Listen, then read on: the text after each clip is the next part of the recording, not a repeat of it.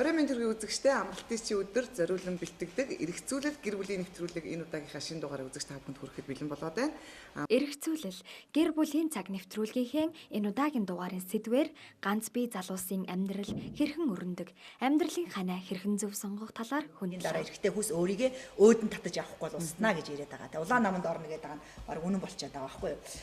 Тэгээ ганц бие хүмүүс ерөөсөө их өөртөө итгэлгүй байна. Итгэлгүй гүн туулаад өнгөрөх амьдрал хормын төдий жаргал зовлон хамтдаа туулах насны ханаа зөв сонгоно гэдэг залуусын амьдралын хамгийн том сонголт билээ.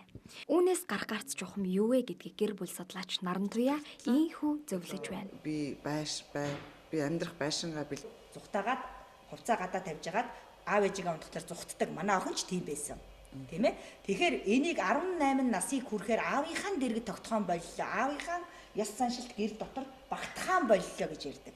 Энэ тухай үзэгч та TV8 телевизээр Бэм гарагийн үдшин 22 цаг 25 минутаас хүлээн авч үзээрэй. Андгаа өргөсөн хос та бүхнээ бүл нэмлээ.